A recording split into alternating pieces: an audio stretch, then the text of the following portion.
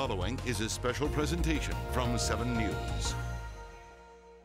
Daddy, where's Mom? What's she stopping for? The chaos of a fire burning out of control. Here. Oh my gosh. 154, I'm in trouble. I'm stuck in my vehicle. Zuma! It's okay. Panic, concern, and confusion. Is there any fire around you right now? Daddy. Oh yeah, there's fire all around me. As a prescribed burn ignited by the state Our neighbor's house is burning. explodes into a wildfire. We're out. What were people thinking when they made that decision? Along the way, major mistakes, a burn plan with problems, How can the Forest Service follow and exceed the burn plan and violate it at the same time? Jefferson County 911, where's your emergency? communication breakdowns, Looks like you got that evacuation notice in error, so you can disregard it. and for some, This is Sam Lucas. the message to run, You know, we got 79-mile-an-hour winds up here, and they got a control burn. coming too late or not at all. Blowing smoke right over my house. In the end, 3 people would die, Look around, and 22 homes destroyed. somebody has to be responsible for this. Only 7 News asking the tough questions, Who's been held accountable for the Lower North Fork fire? looking for answers, Did they follow that burn plan? investigating the fire.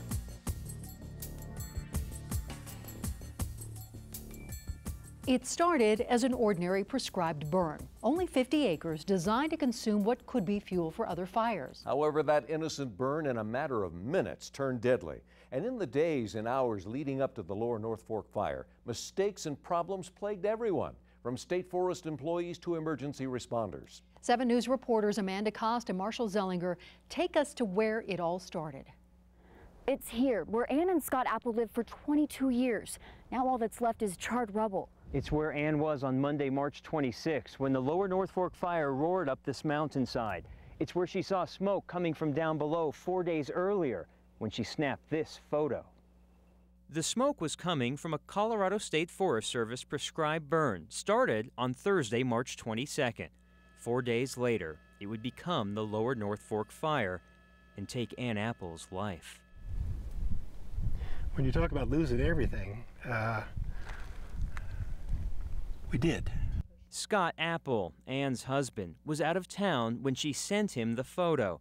Ann was concerned. And we're always alarmed on that because we never know. We never have a notice. Nobody up here knows what's happening. The rising smoke caught the attention of others that Thursday afternoon. Another neighbor snapped this photo. Because when you see smoke in the Lower North Fork community, you find out why. They understand that living in the mountains, we all face this risk. The views? Stunning. That's Pikes Peak all the way across to Mount Evans. The neighborhood? Peaceful. We built forts, we played in the woods. The homes? One of a kind. I can remember the floor in my bedroom. I can remember the colors in the granite counter and the flecks of gold. Neighbors become closer than friends. We're a really tight community up here. Do anything they need. Photos show the steep terrain of the Lower North Fork area.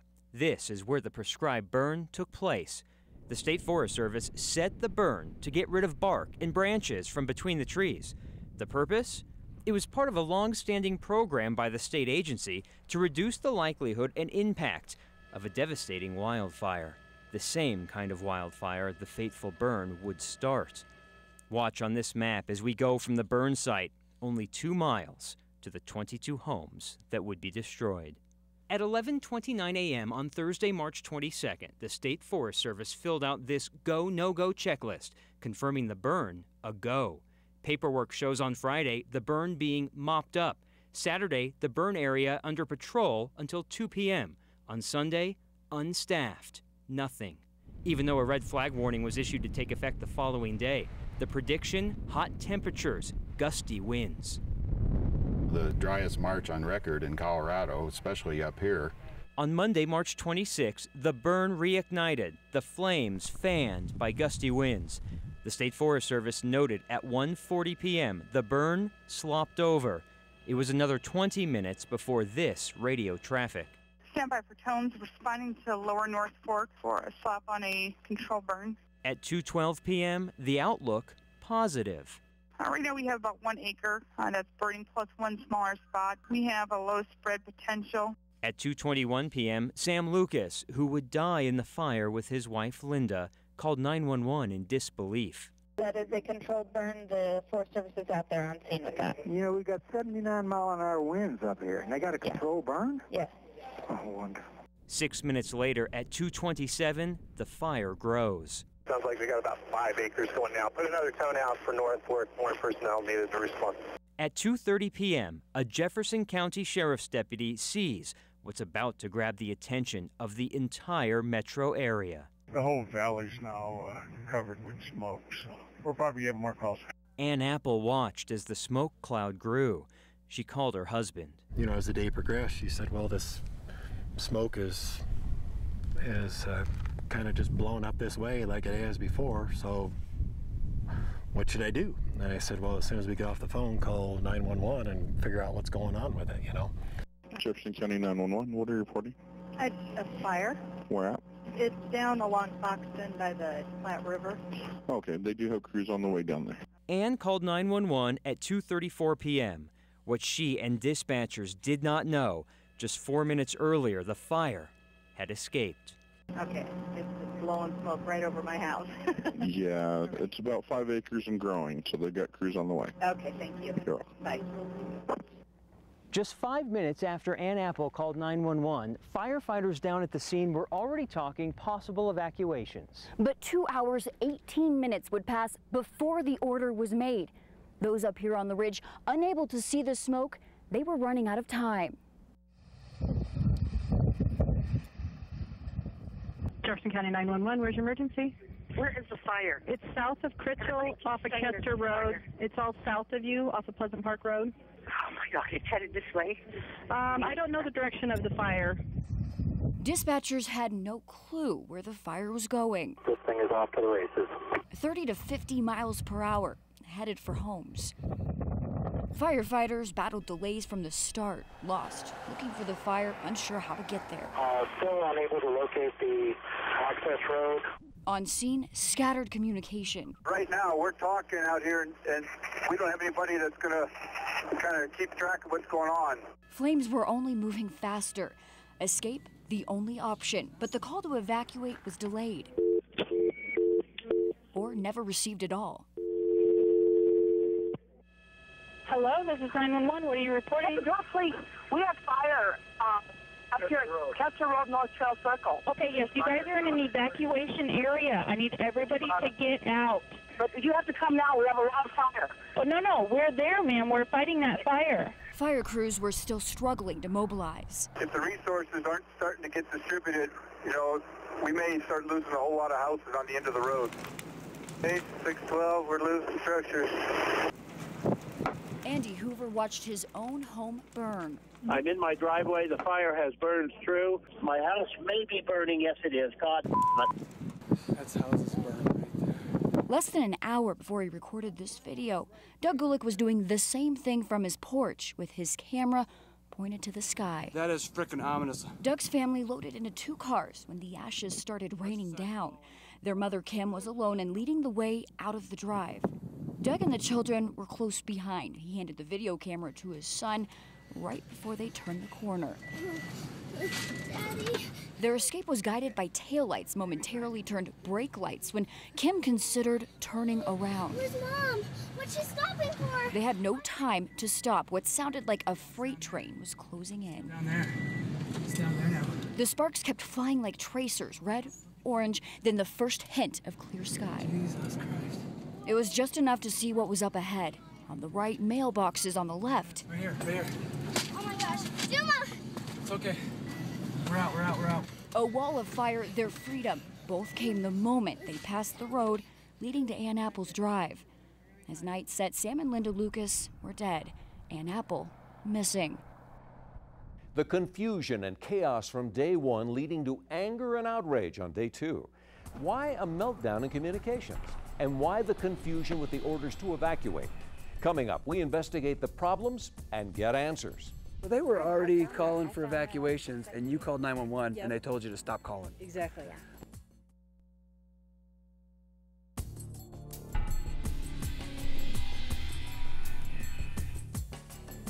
They had enough indicators they shouldn't have gone forward with this.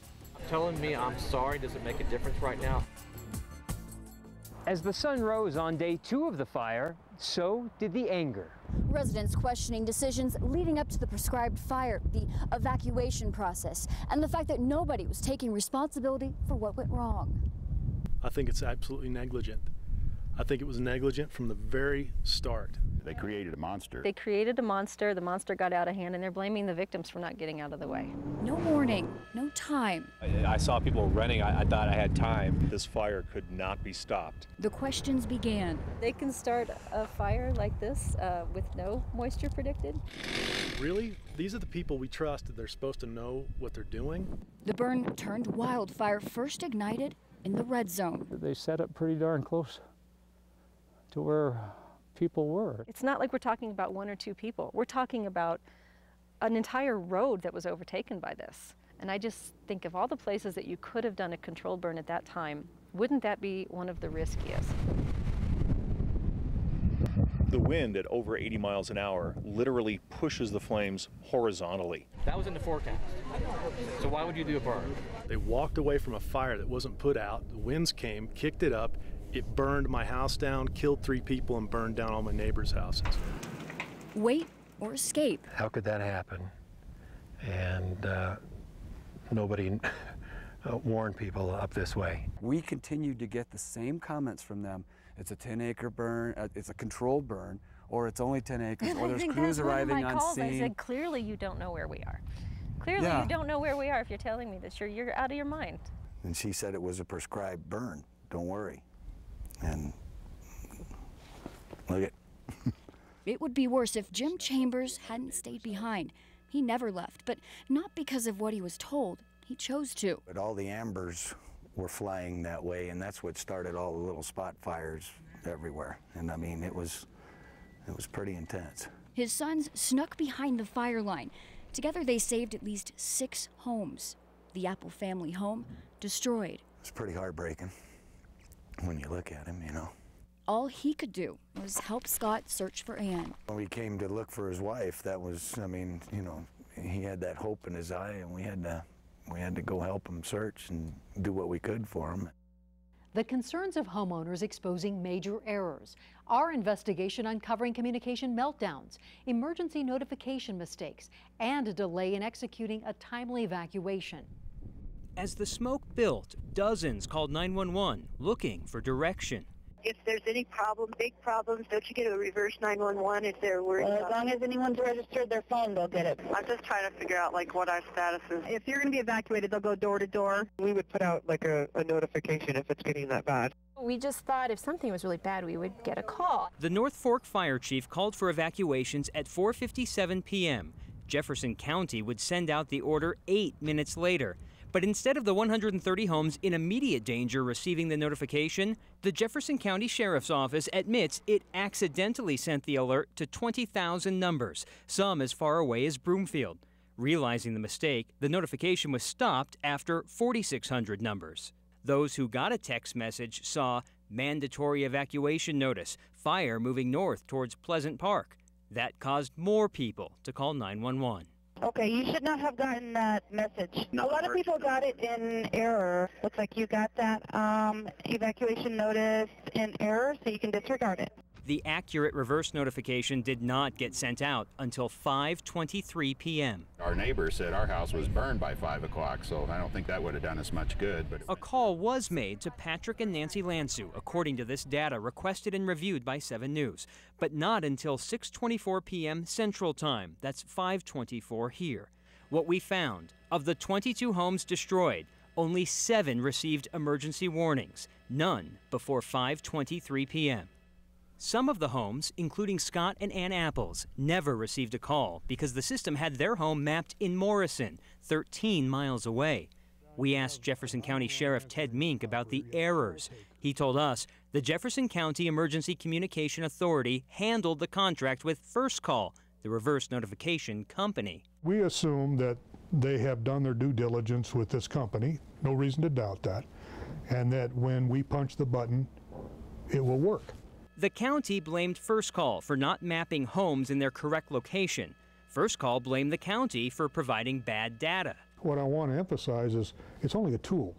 It doesn't replace people's ability to react on their own should they feel threatened. That's what doesn't sit well with these victims, who feel they're portrayed as helpless. We all acted in poor judgment, all of us. A question we heard over and over: why would these families leave based on the information dispatchers were providing? Small acreage, crews on scene, no evacuations. The 911 operator was still not really, letting people know to get out. But we've heard from families who did leave, and one who tried. I know that she was getting ready to go because we talked about that. She had all her photos, all the things that were really valuable. She was getting those together and getting ready to head out. No one knew for sure if Ann had gotten out. It wasn't until 8 p.m. before any emergency crews would come on this property and confirm the home had burned to the ground. Ann was missing. In the days that followed, the search for Ann, X's mark, where crews searched for any sign of her. Their answer 5 days later, when they learned she never made it out of what's left of her home. Errors in communication, far from the only thing to go wrong with the Lower North Fork fire. Coming up next, when the weather changed, why didn't the burn plan? And we uncover parts of the burn plan that were not even followed. There's nobody that wants to take responsibility for what happened.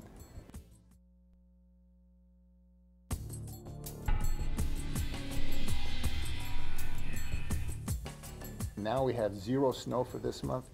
Maybe this burn can wait till next year. This prescribed fire plan for the Lower North Fork area, it was created long before the burn ever started. It lays out forecasting, ignition, and this plan if the fire were to escape. But 7 News uncovered the State Forest Service didn't follow its own plan. You have to be prepared for what's going to happen days ahead. Were they prepared for what happened days ahead here? I don't believe so. Rich Schell is a former chief officer for the California Department of Forestry and Fire Protection.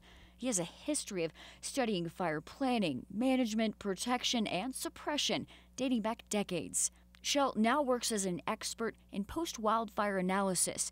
He gets paid to break down what went right or wrong with wildfires.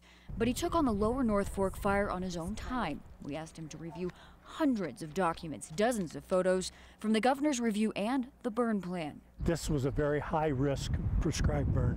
But according to the lead expert appointed to the governor's review, it was a professionally written plan.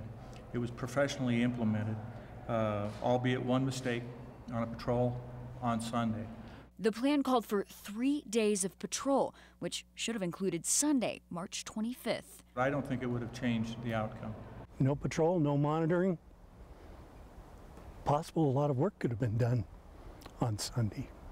Being here Sunday would have mattered. I believe so. If you could classify that task force and that review, how would you classify it? My word is soft. Let's be realistic here. Nobody wants to accept responsibility or be liable for this loss, the escape prescribed burn. But there were warnings. In fact, the last burn in October of 2011 was canceled because the fire jumped the line. 5 months later, on Monday, March 26, 2012, it escaped again. Only this time, they couldn't stop it. Here in March, with the drought conditions, the burning conditions were much more extreme. A red flag warning on Monday, high fire danger. That morning, the engine boss with 2 other men arrived on scene to pack up equipment. I find it concerning that they brought a utility pickup out as opposed to a fire engine on a day that was going to be pretty extreme conditions. What happened next, detailed in these documents obtained by 7 News. With hand tools and a dwindling supply of water, 3 men spent more than 1 hour chasing down spot fires, reigniting faster than they could put them out. At 1:40, they called for 1 engine from the State Forest Service. Less than 1 hour later, the Lower North Fork burn declared an escaped fire.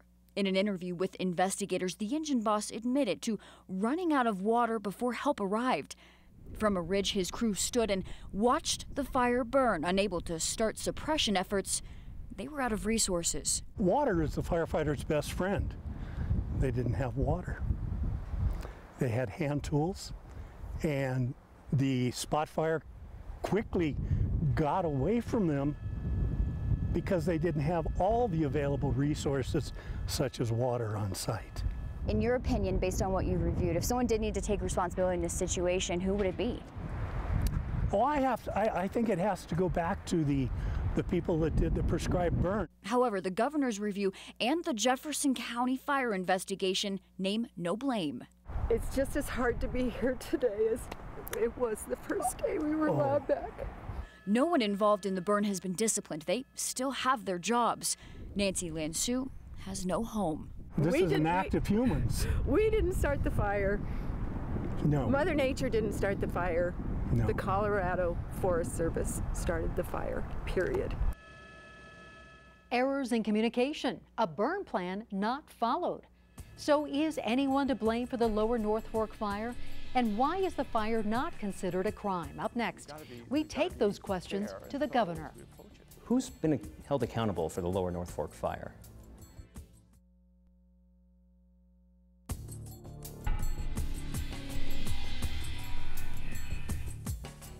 Look around, and somebody has to be responsible for this. Who's to blame for the Lower North Fork fire?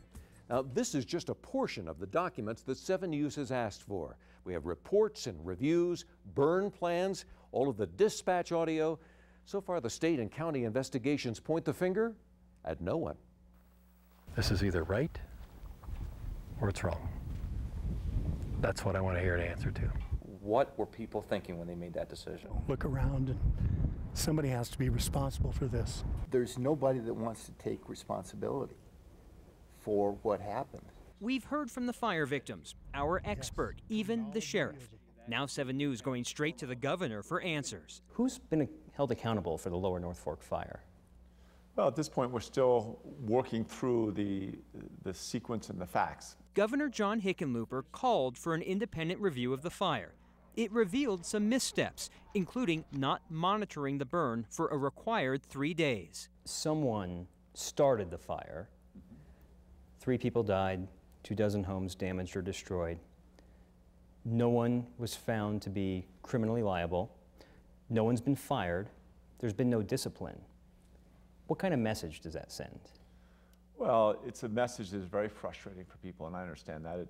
Justice is slow. If mistakes were made, and you know, I'm not arguing that there weren't mistakes in this whole process, what's the appropriate discipline as a result of those mistakes? Those people should be canned.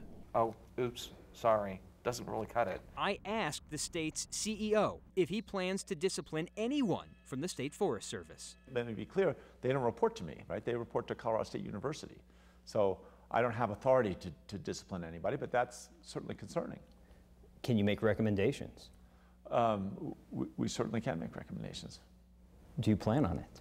Well, again, our goal is to get all the information, right? And not rush to judgment, and to make certain that we have heard and seen all sides of the issue.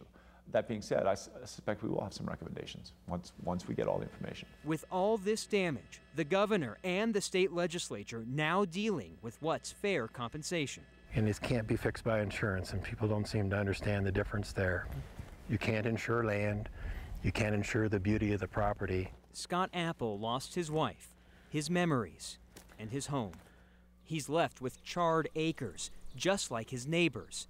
The state's liability, $600,000, divided among all victims. If people think we should revisit that and raise the cap, I'm happy to lead that discussion. For most families up here who lost everything, the lack of accountability is most upsetting. Well, they believe if change is to come, it starts with someone taking responsibility. After we started asking questions, now the state is taking action. They've spent weeks opening up to us about their loss. Now they're at the mercy of state lawmakers. It's just devastating. We lost everything that we've ever worked for. I can remember the love that went into all the things in that home. But insurance can't replace dreams, memories, lives. It can't do that. I keep hoping that, you know, it's like a bad dream. I need to be able to trust that our elected officials will actually do the right thing. One by one, the plea to convince elected representatives to support a bill that could possibly pay for this, and this, and this. In the last 7 years, out of 175 prescribed burns in Colorado, only 2 had ever escaped. The destruction this one caused is new territory for the state. 2 investigations so far have danced around any blame. A third investigation by the U.S. Forest Service could take more than a year. The whitewashes that we've seen so far don't cut it. The way Colorado's law is written today, Lower North Fork fire victims will have to sue the state to try to collect any of just a portion of $600,000. I had beauty, and now it's coals. This was a life, a dream, and it's gone. Lawmakers are trying to fast-track a bill to allow victims to bypass the courts and file claims with the legislature without a dollar limit. The Attorney General's office questions if it violates the state's constitution. To think that the state could get away with killing people and burning down our homes and not be penalized is horrifying. It'll be months before we know how much the state will pay for 4,140 acres, 22 homes. But we know today that no one can put a price on the lives lost. Sam Lucas, Linda Lucas, Ann Apple. On March 26, 2012, I think Colorado lost one of its greatest women. Rest in peace, Ann Apple, rest in peace.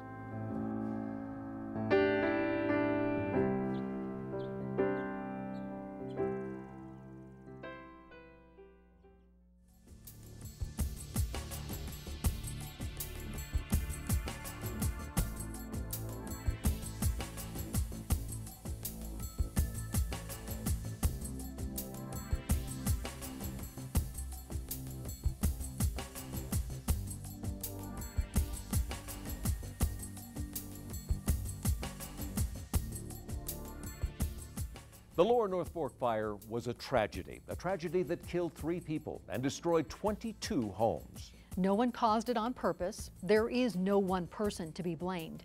However, our continued investigation is revealing mistakes, some made months before the burn ever started. As the state continues to investigate what went wrong, so will we. We want to thank the North Fork community for all its help and all the firefighters who worked so hard to battle that fire. Thanks for watching.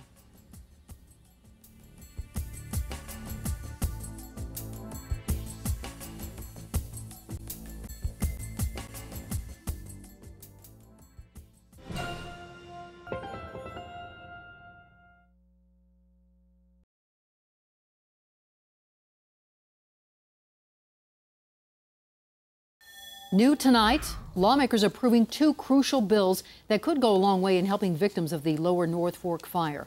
Only 7 News reporter Marshall Zellinger was there. Marshall, your questions may lead to a new investigation.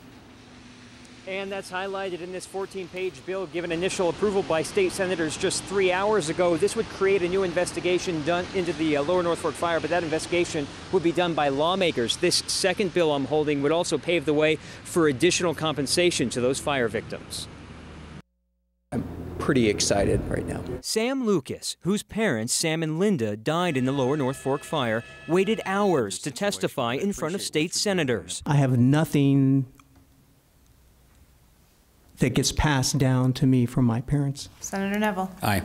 Senator Bacon. Aye. These senators giving initial approval to 2 bills late this evening. One will open a new investigation into the fire. We have never been consulted during any of the previous investigations. The second bill will allow victims a chance to file claims that go beyond the state's $600,000 limit. Some small way it shows that the General Assembly is trying to address a problem that was created through negligence of agencies of the state. Over the last 6 weeks on 7 News, you've gotten to know these faces, especially Scott Apple. During our 30-minute special, he described the only thing he has to remind him of his wife, Ann. In front of the Senate committee, he showed us. This is what I have left of my wife after nearly 23 years of marriage. After his testimony, both of these bills were unanimously passed. However, they still need the full support of the Senate, which has to be done by Wednesday when the lawmakers end their work here at the state capitol. Reporting live in Denver, Marshall Zellinger, 7 News. Well, 7 News reporter Amanda Cost always investigating. And Amanda, you've been asking tough questions about this fire since day one. Yeah, even after the governor's office and the Jefferson County Sheriff's Department, both investigations ordered by those departments pointed no blame, 7 News kept digging. And today this new legislation comes after our work exposing the state's actions before, during, and after the deadly wildfire. This is maybe the first step so we can start to move forward and everybody's ready to do that. 10 weeks ago, what started as a prescribed burn grew into this. 3 lives lost, 22 homes destroyed, and more than 4,000 acres burned. No one to blame.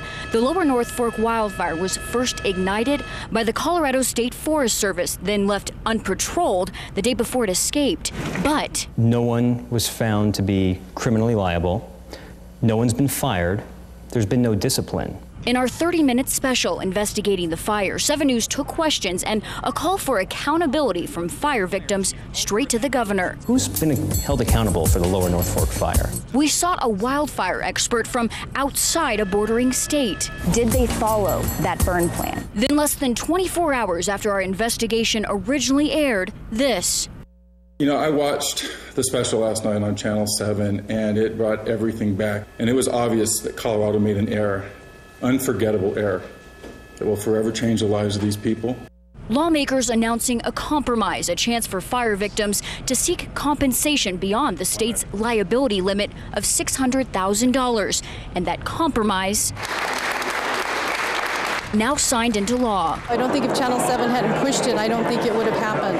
I really don't. We're all grateful for the investigation and the report, and I think it was very impactful.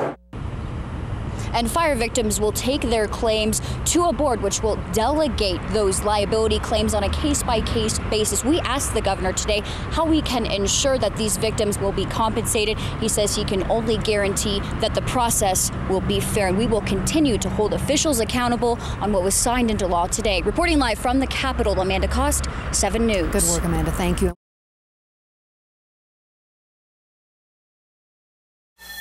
My parents had a home on Kester. That home was completely destroyed, and they were also completely destroyed by the fire. The Lower North Fork fire killed his parents, and today Sam Lucas and other victims walk the area where that fire started. 7 News reporter Marshall Zellinger investigating the fire since it started. And Marshall, residents finding out tonight compensation and accountability could be a long way off. And at a meeting here tonight at Conifer High School, the victims are told that compensation won't happen anytime in the near future. The reason, insurance companies have already sued the state, meaning any payout to a victim will have to wait until that court case with the insurance company can be heard. Another delay for these victims still seeking responsibility for the fire. It's personally devastating to have to stand here tonight, 4 months after the fire, when there's been no accountability. You'll remember Kim Olson. Her family shot this video as they escaped the Lower North Fork fire on March 26th. Now she and the other victims of the fire still seeking responsibility from the state. What is adequate and sufficient restitution for things that have been taken that cannot be returned? Residents spent all day with lawmakers who make up the Lower North Fork Wildfire Commission. The day started at the Capitol, then took a field trip to the spot where the prescribed burn reignited and spread. I'm standing in part of the Lower North Fork fire that should not have burned. This is the slop over of the prescribed burn. While fire crews were trying to contain it here, they set up a trigger point at the bottom of the ravine. If the fire got to the bottom, they were going to evacuate the homes at the top of that farthest ridge. It should have been 2.5 hours worth of time. Instead, once fire got there, it made it to that far ridge in 12 minutes. Unfortunately, what happened with the winds and everything is when the fire crested that hill, it just threw embers right onto the bottom of the next hill, and it ran right up that one, and it just kept doing that. Residents used this presentation to prove the prescribed burn never should have happened, but the commissioners told them it's not their role to find blame. Scott Apple, who lost his wife in the fire, asked the commissioners why these log chips had to be burned that week in March. The commission likely not going to answer that, saying they're only charged with making future policy changes, and residents still looking for someone to be punished for the state-caused fire. Live in Conifer, Marshall Zellinger, 7 News. 7 News investigating what went wrong with the lower North Fork fire. It started as a prescribed burn last March in Jefferson County, claiming 3 lives and destroying 23 homes before it was finally brought under control. Well, in just the past 2 hours, people who live in the area telling a state commission more should have been done sooner. We needed rapid action, and we didn't get it. And my friends died, and my community is in shatters. Live at the Capitol now, and Amanda, you've discovered the scope of this goes far beyond lower North Fork. Today, a fire chief telling lawmakers at the Capitol that the state is not equipped, not prepared to handle the next major wildfire, pointing to the same issues 7 News first uncovered in our investigations of the lower North Fork wildfire. We used to walk in a beautiful mountain community. Now we walk where everything we loved is died. Destruction, ashes, the lower North Fork community grieving, rebuilding, and tired of all the talking. We would like to see them take more rapid action about this before more fires happen and more neighbors are killed. The Elk Creek fire chief echoing that urgency, telling state lawmakers on the commission that an overhaul of the wildfire response system is overdue. It basically has to be something where when that phone call is made, the resources roll. Not the case in the lower North Fork fire. In our investigation, 7 News discovered breakdowns in communication and delay after delay in getting crucial help in the firefight. Obviously, it wasn't a very responsive system. And what was even worse about it is that we had no communication. Mobilization issues still a problem. Proof just 3 months later in June, when the High Park wildfire was raging. Elk Creek firefighters were dispatched to a small fire in Wyoming instead. And we drove right past the High Park fire, despite the fact that at that time they were dispatching engines from California and Idaho to go to that fire. So obviously, we've got issues at how we get resources to major events in this state. We're asking when all this talk will turn into some sort of action. Well, this committee here at the Capitol, they've been charged with ensuring that nothing like the lower North Fork wildfire happens again. Now, these legislators have until October 1st to move any drafted legislation in and out of the committee. Reporting live from the Capitol, Amanda Cost, 7 News. All right, Amanda. Only on 7 News, it's a dirty job, and they want to know why they have to do it. It's 6 months now since the lower North Fork fire, and 7 News reporter Marshall Zellinger went to Jefferson County, where families who lost everything are still looking for the state's help. They had a lot of chainsaws going out here today. I do it because I have to do it because nobody else is going to do it. This is a dirty job. The black and ash is unavoidable. Sweat kind of gets wiped, and, you know, we aren't out here for a beauty contest. Survivors of the lower North Fork fire, like Tom Scanlon, Andy Hoover, and Scott Apple, spend much of their time dirty cleaning their property. It should have already been done by the State Forest Service.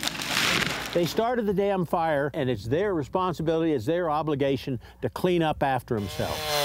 Who should be doing this cleanup? Well, I think it should be the Forest Service. 7 News contacted the Colorado State Forest Service. We were told because of pending lawsuits, no one could comment. Those lawsuits are not from fire victims, rather insurance companies and a power company looking to be reimbursed due to the fire. We're trying from the Office of Emergency Management to secure the resources and the funding directly to Jefferson County so that they can provide the assistance to the families. Mickey Trost from the Office of Emergency Management tells 7 News just today $300,000 was secured for reforestation of the lower North Fork area. She did not yet know if that meant money to help clear forest areas before restoring them. Marshall, I guess what we're looking for is just somebody to step up and do what's right and help us out while we're helping ourselves. In Jefferson County, Marshall Zellinger, 7 News.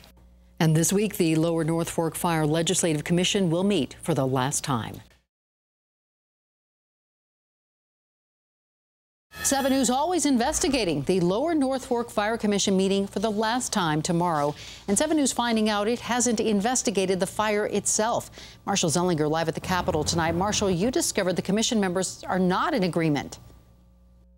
Tonight, I spoke with one of those commission members, Representative Sherry Giroux. She's one of the lawmakers here at the Capitol who actually helped create the commission. And after asking questions about what the commission has actually investigated, I found that what it's going to reveal at its final meeting tomorrow is not what she set out to achieve. We do have a duty to determine exactly what happened and how it happened. That was Governor John Hickenlooper on May 3rd, announcing a Lower North Fork Fire Commission to investigate the causes of the fire and to make recommendations to prevent a similar tragedy. The main thing the commission was supposed to do was investigate the cause of the wildfire. Has it? Not in my mind, no, it hasn't. State Representative Sherry Giroux helped create the commission she sits on. It has met 4 times, inside the Capitol and in Jefferson County, standing where the fire got out of control. Was this commission a waste of time, resources, and money?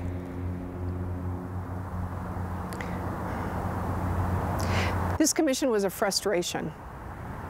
It wasn't what I hoped it would be. This weekend, we found survivors of the fire clearing dead trees from their property. They want to know why the State Forest Service isn't cleaning up the mess it caused when a prescribed burn reignited and destroyed this land, nearly 24 homes, and killed 3. The state has adopted an attitude where it's okay if I burn down your house, it's okay if I take your wife's life, it's okay if I take your grandparents' life, but I'm not going to take any responsibility. Should the final report from this commission state the Colorado State Forest Service is to blame for the Lower North Fork fire? Oh, I think it should. That's what the declaration of the bill says. Will it? I don't know. I don't know. We'll see tomorrow. If I have anything to do with it, it will, but I don't have a lot of hope. Tomorrow, we'll hear the final conclusions of the commission. One is a bill that would double the governmental immunity cap from $600,000 to $1.2 million. Another is a bill that will suggest that prescribed burns in Colorado start up again, but with precautionary measures. 7 News will be at that committee hearing tomorrow, asking the rest of the commission why it hasn't investigated the fire. Reporting live, Marshall Zellinger, 7 News.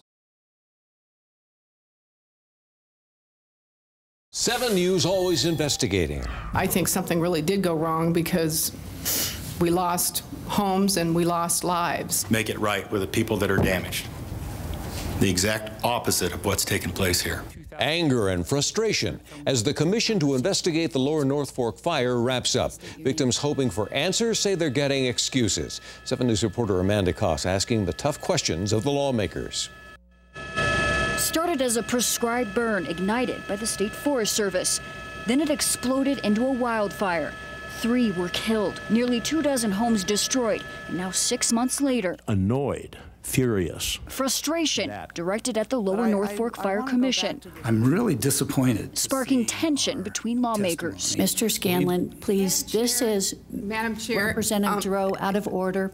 Mr. Madam Scanlon, Chair, this is the public on deserves a chance to Representative testify. Giroux, Madam would you please, Chair. No, please stop, Representative Giroux. You're diluting our ability to be heard to the point of nonsense.